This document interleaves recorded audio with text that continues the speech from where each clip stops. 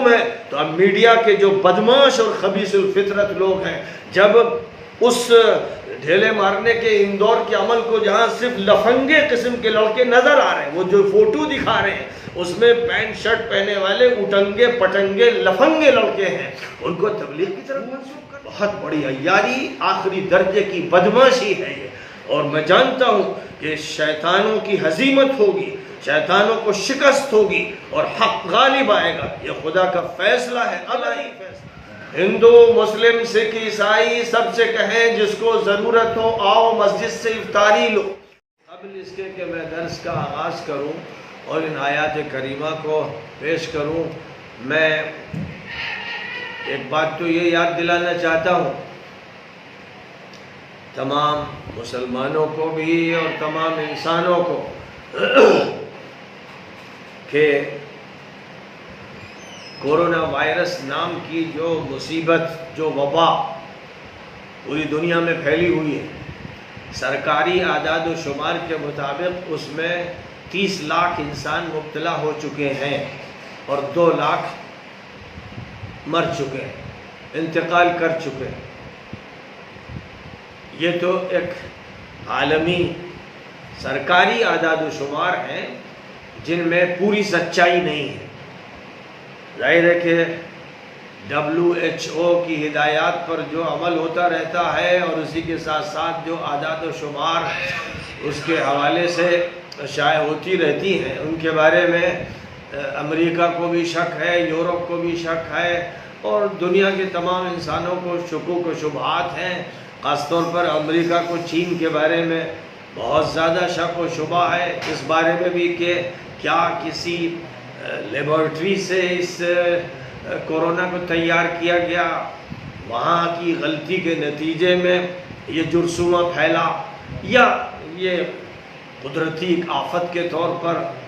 جرثومہ سامنے آیا اور شہر ووہان میں سب سے پہلے اس کا اثر ظاہر ہوا. تو ایک تو یہ موضوع ہے جس کے بارے میں شکوک اور شبہات ہیں، اعتراضات ہیں، سوالات ہیں. دوسرے یہ کہ جو تعداد مرنے والوں کی رہی ہے اس کے بارے میں چین کے بھی متعدد لوگوں کے جو بیانات آتے رہے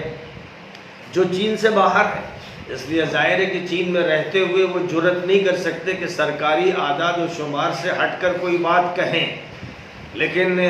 ابتدائی دور میں جب ووہان شہر میں موتیں ہو رہی تھیں اور چند تعداد روزانہ ذکر کی جاتی تھی کہ آج اتنوں کی موت ہوئی، اس وقت کہنے والوں نے یہ بتایا تھا کہ 10-10 12-12 100 لوگوں کی لاشوں کو جلایا جا رہا ہے. تو جو انکشافات کیے گئے وہ چین سے ہٹ کر کیے گئے. کسی کو یہ ہمت نہیں ہوئی کہ وہ چین میں رہتے ہوئے کوئی ایسی بات کہہ دے جو سرکار کے خلاف ہو، کیونکہ وہاں ایک دہشت گردانہ حکومت ہے، ایک ظالم حکومت ہے اور وہاں جمہوریت کا کوئی گزر نہیں ہے، وہاں لوگوں کو حقوق تو ملتے نہیں ہیں. یہی صورتحال بہت سے ان ملکوں میں بھی ہے کہ جہاں جمہوریت کا صرف ڈھکوسلا ہے، صرف نام ہے اور حقیقت اس کے اندر کچھ اور ہے. اس لیے جو بھی تعداد بیان کی جا رہی ہے اس تعداد میں سچائی پورے طور پر نہیں، پھر بھی بہرحال اتنی بڑی تعداد ہے کہ 30 لاکھ انسان دنیا میں متاثر ہیں اور 2 لاکھ کی موت ہو چکی ہے. اور ہمارے اس ملک کے اندر 30,000 لوگ کورونا سے متاثر ہو چکے ہیں جیسے کہ اعداد و شمار ہے. حالانکہ اس کے بارے میں بہت زبردست شکوک و شبہات اس لیے بھی ہیں کہ یہاں تو ٹیسٹ ہی نہیں ہوا ہے. ابھی تو جن لوگوں کو ٹیسٹ ہوا ہے وہ 1 فی 1000 نہیں ہے بلکہ 1 فی لاکھ نہیں ہے. یہاں ٹیسٹ تو ابھی بہت تھوڑے لوگوں کا ہوا ہے اور بہت کم علاقوں میں ہوا ہے، جس کا مطلب یہ ہوا کہ ابھی لاکھوں کروڑوں انسانوں کا جب ٹیسٹ ہوگا تو حقیقی اعداد و شمار سامنے آئیں گے اور نہیں معلوم کہ وہ بیان بھی ہوں گے کہ نہیں ہوں گے. لیکن پھر بھی 30,000 کی تعداد ایک بڑی تعداد ہے اور دھیرے دھیرے وہ بڑھ رہی ہے، کم نہیں ہو رہی ہے. اور تقریباً 1000 لوگ جان دے چکے ہیں. 1000 لوگ اس کورونا کی بنیاد پر موت کے شکار ہو چکے ہیں، یعنی حسب اعداد اور شمار سرکاری. تو ایک تو اس واقعے کے بارے میں جو معلومات روز بروز دی جا رہی ہیں اور شہر در شہر کی معلومات فراہم کی جا رہی ہیں، اور یہ بتایا جا رہا ہے کہ سب سے زیادہ مہاراشٹر متاثر ہے اور پھر یو پی متاثر ہے اور دیگر صوبے متاثر ہیں اور ان کے اعداد و شمار ہیں، لیکن وہ اعداد و شمار یقینی اس لیے نہیں ہے کہ سب کے ٹیسٹ کے بعد کے وہ نتائج اور اعداد و شمار نہیں پیش کیے جا رہے. مجھے اس وقت جو بات کہنا ہے کہ جو قوانین بتائے جا رہے ہیں، جن کی ہدایت دی جا رہی ہے، جس سوشل ڈسٹینسنگ پر بڑا اصرار ہے، وہ بالکل صحیح ہے کہ ایسا ہونا چاہیے، لیکن ظاہر ہے کہ جو لوگ گھروں میں رہ رہے ہیں، جب ان سے کہا جا رہا ہے کہ گھروں میں رہیے اور کسی گھر میں 10 افراد کسی میں 20 افراد ہیں، وہ ساتھ رہتے ہیں، ساتھ کھاتے پیتے ہیں، تو سوشل ڈسٹینسنگ ایک غیر عملی چیز ہے. گھر کے اندر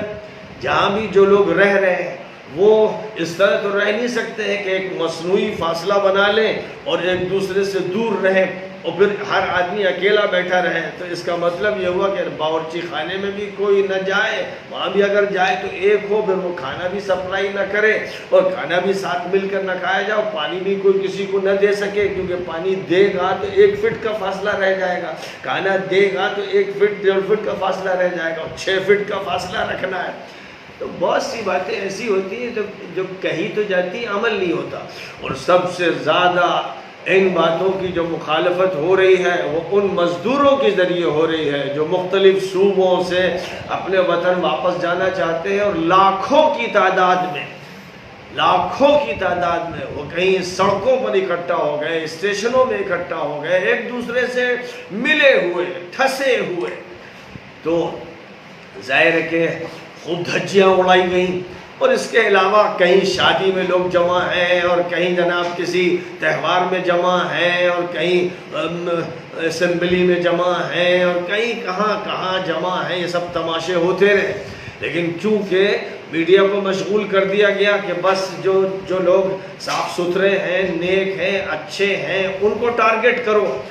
اس لیے ساری توجہ ادھر مبذول کرا دی گئی. اور جہاں دھجیاں اڑائی گئی ہدایات کی، طبی ہدایات کی، سائنسی ہدایات کی، حکومتی ہدایات کی، وہاں پر بس بات آئی اور گئی، اس کو زیادہ چھیڑا ہی نہیں گیا، اس کا زیادہ تذکرہ ہی نہیں ہوا. بہت ٹھنڈے انداز سے خبر دے دی گئی اور ٹی وی پر دکھا دی گئی اور جیسے کچھ ہوا ہی نہیں.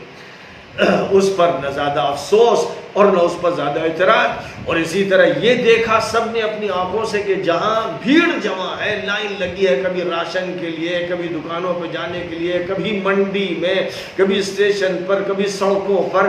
وہاں یہ دیکھا گیا کہ پولیس کے ڈنڈے نظر نہیں آئے اور پولیس کبھی ہاتھ جوڑتی رہی اور کبھی ان کو نصیحت کرتی رہی. لیکن اگر کہیں ایسا موقع مل گیا کہ کسی مسجد میں کچھ اللہ کو، ایشور کو ماننے والے اس کی پوجا کرنے چلے گئے، وہ 10 ہوئے تو 10 ڈنڈے اور 20 ڈنڈے ان کے لیے تیار، جس سے یہ صاف طور پر اظہار ہے کہ ایک شیطانی نسل ہے، ایک خبیث الفطرت قسم کی نسل ہے، جس کو یہ کام سونپا گیا کہ جو بھی اللہ کی پوجا کرے، ایشور کی عبادت کرے، جو پرارتھنا کرے، جو لو لگائے اپنے مالک سے، اس کے ڈنڈے لگاؤ، اور جو بدماشیاں کرے، عیاشیاں کرے، بھیڑ لگائے، شور مچائے، مظاہرہ کرے، اس کے سامنے ہاتھ جوڑ کے کھڑے ہو جاؤ. یہ پوری قوم دیکھ رہی ہے، دنیا دیکھ رہی ہے. اور یہاں تک کہ اب اس کا اثر یہ ہوا امارات میں، سعودیہ میں، کویت میں، بحرین میں، خلیجی ملکوں میں اس کا ریاکشن ظاہر ہونے لگا. یعنی وہ بھی حیران ہو گئے. یہ بہت بڑے واقعات ہوئے. جس وقت سی اے کے خلاف تحریک چل رہی تھی اس وقت بھی خلیجی ملک خاموش تھے، لیکن اب جب یہ صورتحال لوگوں نے دیکھی کہ مسجد میں جو جائے اسی کے ڈنڈے مارے جاتے ہیں، اور کسی اور جگہ پر جو جمع ہو جائے وہ چاہے ہزاروں کی تعداد میں ہو، ان کے لیے ڈنڈا نہیں، بہت چند لڑکوں کو اٹھک بیٹھک کرا دی گئی. ظاہر ہے کہ اٹھک بیٹھک تو ایک ورزش ہوئی، یوگا ہوا، گویا ان سے یوگا کروایا جا رہا ہے، زبردستی کا یوگا کروا دیا کہ چل اتنی اٹھک بیٹھک کر لے. لیکن اگر اللہ کی عبادت اور ایشور کی پوجا کے لیے کوئی گیا ہے، اس سے دعا مانگنے کے لیے گیا ہے، تو اس کے خلاف شیطانی نفرت کا جھاگ منہ سے نکلتا ہوا نظر آتا ہے، اور اس وقت ڈنڈے جس طرح مارے جاتے ہیں صاف طور پر لگتا ہے جیسے کوئی نفرت سے، عداوت سے، دشمنی سے بھرا ہوا ہو، جیسے وہ انسان نہ ہو، کوئی شیطان ہو جو مسلط کر دیا گیا ہو۔ یہ وہ مناظر ہیں جن کو دیکھ کر وہ عرب جو سوئے رہتے ہیں، جنہیں ہوش نہیں آتا ہے اور جو اپنی غیرت کو بھی فراموش کر دیتے ہیں، ان کی غیرت بھی بھڑکی، اور انہوں نے بھی بیانات دینے شروع کر دیا کہ اگر یہ نفرت کا نظام چلے گا اور فرقہ واریت ہوگی تو پھر یاد رہے کہ جو ملازم ہندوستان کے ہماری سرزمین پر ہیں، جن کو ہم لاکھوں ڈالر دے رہے ہیں اور جن کے پیسوں سے گھر بن رہا ہے، شادیاں ہو رہی ہیں، پھر وہ سلسلہ بھی بند ہو جائے گا۔ جب اس طرح کی باتیں کہی گئیں تو کچھ مادہ پرست لوگوں کے دماغوں پر چوٹ لگی، اور کچھ جھوٹوں کو یہ احساس ہوا کہ اب یہ ان کا جھوٹ پوری دنیا میں پکڑا جا رہا ہے۔ یہاں تک کہ امریکہ کے وزیر خارجہ پومپیو نے یہ کہا کہ یہ فرقہ واریت قابل برداشت نہیں ہے اور غلط ہو رہا ہے۔ OIC نے تو خیر کہا یہ بھی ایک ایسا ادارہ ہے جو خاموش رہتا ہے، مدہوش رہتا ہے، بے ہوش رہتا ہے، لیکن یہ جو واقعات پیش آ رہے ہیں اس پر اس کی غیرت بھی بھڑک گئی، اور OIC یعنی 57 مسلم ملکوں نے اس پر اعتراض کیا اور کہا کہ یہ فرقہ واریت قابل قبول نہیں ہے، اور سب کے ساتھ انصاف ہونا چاہیے، اور مذہب کی طرف نسبت کرنا کسی مصیبت کی اور کسی وبا کی یہ قبول نہیں کیا جائے گا۔ یہ بات جب ان کی طرف سے ہی صرف نہیں بلکہ WHO کی طرف سے بھی اس معاملے میں یہ کہا گیا کہ مذہب کو بیچ میں ڈالنے کے کوئی معنی نہیں ہوتے، یہاں تک کہ یونائٹڈ نیشنز آرگنائزیشن کی طرف سے بھی یہ اشارہ دیا گیا کہ یہ ظلم اگر کیا جا رہا ہے کہ بیماری کو کسی فرقے پر، کسی طبقے پر مڑھنے کی کوشش کی جا رہی ہے، تو یہ غلط عمل ہے اور یہ قابل قبول نہیں۔ بہرحال یہ ایک ایسا وقت آیا کہ اس میں دنیا کے لوگوں نے حق کی بات کہنا شروع کی اور جھوٹ کو پکڑنا شروع کیا، یہ ایک اچھی علامت ہے۔ بہرحال ہمیں معلوم ہے کہ جو کمینہ فطرت قسم کے گندے اور جھوٹے اور مکر و فریب کے بنے ہوئے لوگ ہیں، وہ اس سب کے باوجود بھی نہیں مانیں گے، وہ اپنی شرارت کرتے رہیں گے کہ کبھی بڑے سنجیدہ بن کر کے جیسے بڑی تحقیقی بات پیش کر رہے ہوں اور بہت ہی زیادہ مشفقانہ انداز سے گفتگو کر رہے ہوں۔ ایسے بھی ہیں ہمارے میڈیا کے لوگ کہ جن کے چہرے مہرے سے یہ لگتا ہے کہ وہ سنجیدہ بات کر رہے ہیں، لیکن ان کے پاس بھی ڈنک موجود ہیں، وہ بھی ڈستے ہیں، وہ بھی ڈنک مارتے ہیں، بڑی خاموشی کے ساتھ پہلے گھستے ہیں اور جب آستین میں جگہ پا لیتے ہیں تو بھی ڈنک مار دیتے ہیں۔ سب طرح کے لوگ، ایک طرف یہ ہے، ایک طرف یہ صورتحال ہے کہ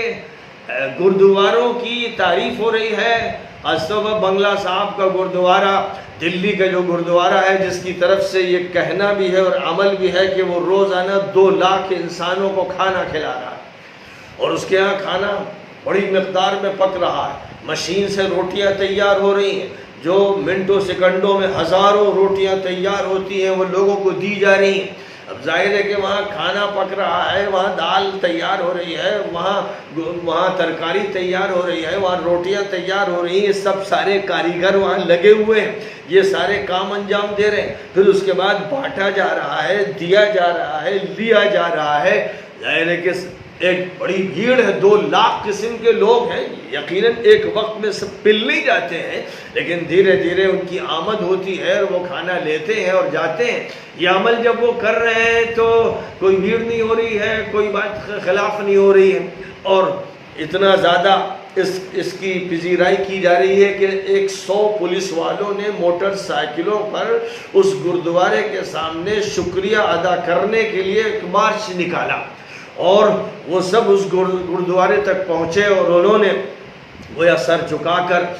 سلامی دی اس گردوارے کو۔ بہت اچھی بات ہے، یہی ہے مانوتا کا عمل۔ وہ گردوارے کے جو لوگ ہیں وہ مانوتا کی خدمت کر رہے ہیں، اور جن پولیس والوں کو توفیق ہوئی کہ انہوں نے اس کی پذیرائی کی، اس کو پسند کیا، اس پر شکریہ ادا کیا، وہ بھی قابل قدر ہے۔ لیکن اب میرا کہنا ہے، تبلیغ کے مرکز والوں سے بھی کہنا ہے اور پورے ملک کی مسجد والوں سے کہنا ہے کہ ہر مسجد سے یہ طے کر لے کہ وہاں پر تیار کیا جا سکے یا مختلف جگہوں سے گھروں سے وہاں پہنچایا جا سکے، اسے غریبوں میں تقسیم کرنے کا نظام شروع کر دیں۔ ہر مسجد سے یہ سلسلہ شروع کر دیا جائے جیسے گردوارے سے چل رہا ہے،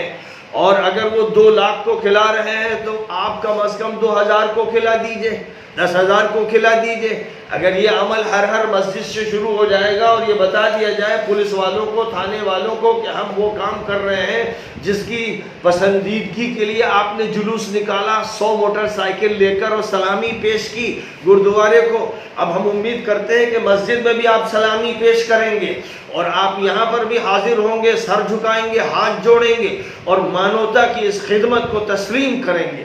اس لیے میں کہوں گا کہ جہاں کے بارے میں ہنگامہ چلا اور مرکز کو خالی کر لیا گیا، مرکز والوں سے میرا یہ کہنا ہے کہ اب مانوتا کی خدمت کی ذمہ داری ملک اور عالم کی سطح پر وہ سنبھال لیں۔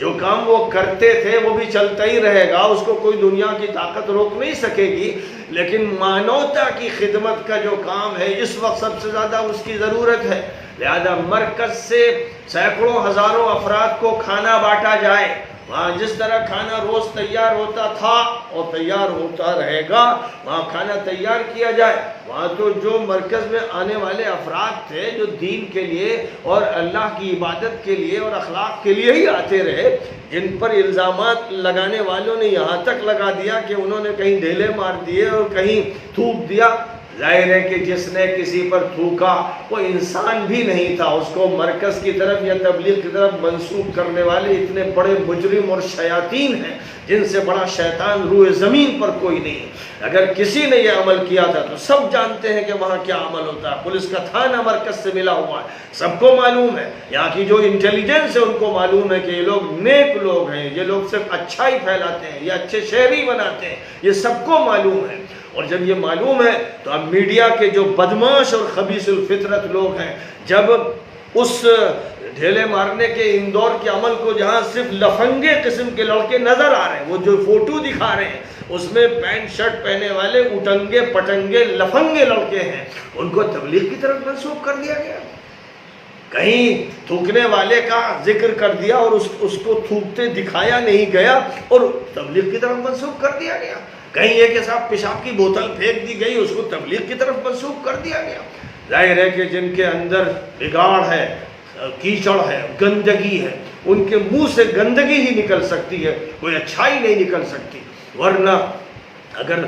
انسان ہوتے تو یہ کہتے ہیں کہ یہ جماعت ایسی ہے کہ جو ملک میں بلکہ دنیا میں سب سے بہتر جماعت ہے، جس کا سیاست سے لینا دینا نہیں، جس کا دنیا داری سے لینا دینا نہیں، جس کا کسی مکر و فریب سے لینا دینا نہیں۔ یہ لوگ اللہ والے لوگ ہیں، یہ ایشور کو ماننے والے ہیں اور ایشور کی پوجا کی بات کرتے ہیں اور لوگوں کے اچھے اخلاق تیار کرتے ہیں۔ ان کا یہی مشن ہے اور یہی کام ہے، 100 سال سے یہی کام کر رہے ہیں، اور یہی وہ کام ہے جس کی وجہ سے ان کے بڑے بڑے مرکز امریکہ میں ہیں، ان کے مرکز یورپ میں ہیں، ان کا مرکز اسپین میں ہے، ان کا مرکز ماسکو میں ہے، رشیا میں ہے، پوری دنیا میں ان کے مرکز ہیں، اور کسی مرکز میں مصیبت نہیں آئی، مصیبت صرف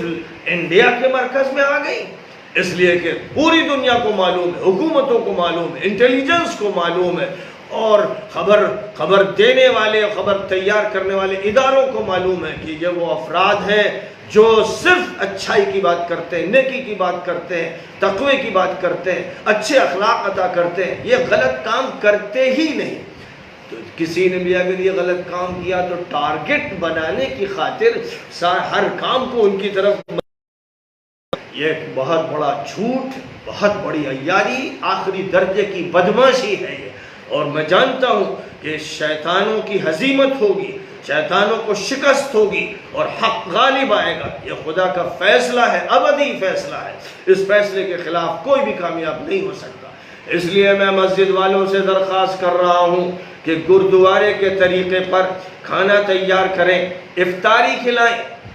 ہندو مسلم سکھ عیسائی سب سے کہیں جس کو ضرورت ہو آؤ مسجد سے افطاری لو، آؤ ہم سے کھانا لو، ان کے کھانے کو تیار کیا جائے۔ رمضان سے بہتر کوئی موقع نہیں ہو سکتا ہے، خیر کا کام اور صدقہ اور خیرات کا کام کرنے کے لیے یہ سب سے بہترین موقع ہے۔ لہذا اس موقع پر جو لوگ چندہ دیتے تھے، زکوٰۃ دیتے تھے، وہ جہاں جہاں زکوٰۃ پہنچا سکے پہنچائیں، مدرسوں کا جو تعاون کرتے تھے وہ تعاون کرتے رہیں، اور جس جس کے ساتھ وہ صدقات اور خیرات کا معاملہ کرتے تھے وہ کریں، لیکن ساتھ ساتھ اس وقت یہ عمل شروع کر دے، ہر مسجد کھول دی جائے کھانا بانٹنے کے لیے، اور اگر کوئی اس پر اعتراض کرے تو ان کو آئینہ دکھائیں کہ بے شرمو بے حیاؤ، ہم مانوتا کا کام کریں تو تمہیں برا لگتا ہے، ہم مورلز اور اخلاق کا کام کریں تو تمہیں برا لگتا ہے، ہم پوجا کریں تو تمہیں ہماری پوجا بری لگتی ہے، ہم ایشور سے پرارتھنا کریں تو تمہیں برا لگتا ہے۔ کون ہو تم؟ کون ہو تم؟ کون سا وجود ہو؟ تمہاری مانوتا کہاں مر گئی؟ ہر تھانے والوں سے کہہ دیا جائے کہ جیسے وہاں دلی کے گردوارے کا استقبال کیا گیا ویسے ہر مسجد میں جائیے اور استقبال کیجیے، اور ہر مسجد سے کھانا تقسیم ہوگا۔ کاش کہ میری اس بات پر مسجد کے ائمہ توجہ کریں اور محلے کے اہل خیر اس کے لیے فنڈ فراہم کریں، انتظام کریں، اور مسجد میں کھانے بننا شروع ہو جائیں اور وہاں سے بٹنا شروع ہو جائیں۔ کوئی تفریق نہ مذہب کی ہوگی، نہ برادری کی ہوگی، نہ رنگ کی ہوگی، نہ نسل کی ہوگی، ہر ضرورت مند کو کھانا دیا جائے گا۔ یہ عمل اگر کر لیا جائے تو میں سمجھتا ہوں نئی فتوحات کا دروازہ کھلے گا۔